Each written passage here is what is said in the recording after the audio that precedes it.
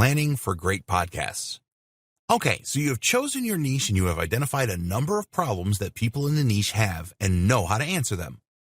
Surely it is time to start recording your podcast now. Well, not quite. You need to plan your podcast first. What does this mean? Well, how will you brand yourself in the world of podcasting? This is more than just selecting a great name for your podcast or getting great cover art designed.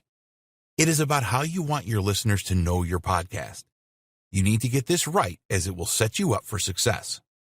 What is the mission and vision of your podcast? Before you start to record anything, you need to establish a mission and vision for your podcasts. When you have done this, then you are sure to create the right kind of content. To be sure we are on the same page here, let's define what we mean by a mission and vision. Your mission is your goal for your podcast and how you intend to achieve this goal. A vision is how you want your podcast to look in the future. Both of these are really important, so you need to spend time on this. Once you have defined your mission and vision, you can ensure that every published podcast aligns with them both. What kind of personality and voice? Your podcasts are going to be a reflection of you. They will be unique because you are unique.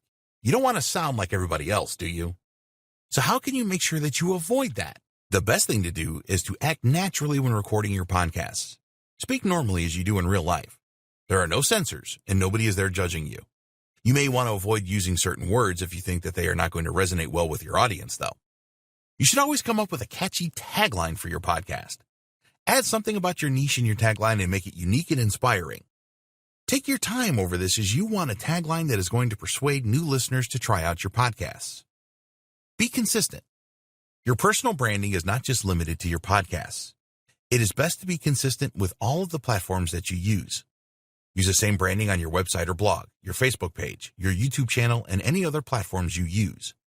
Get some good-looking cover art created for your brand. If you don't have any graphic design skills, then head over to Fiverr.com and pay a few bucks to someone good to do this for you. Use this cover art on all your platforms so that your audience will instantly recognize it no matter which one they are on.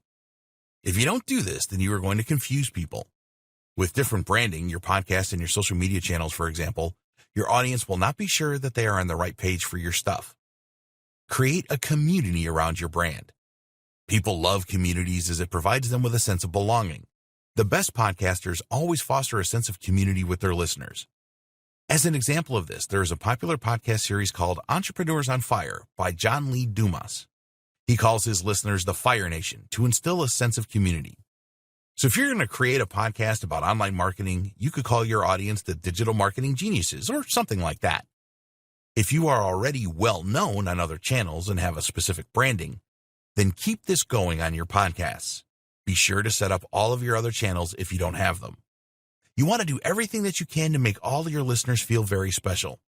When they tune into your podcasts, they feel great because they are a part of the Digital Marketing Genius community or whatever you have called it. So, you need to put in a bit of time planning for your podcast. This is time well spent, as your listening audience will appreciate what you are trying to do for them. A strong community will always be on your side, unless you break your own rules, and they will want you to keep producing your great podcasts for a long time.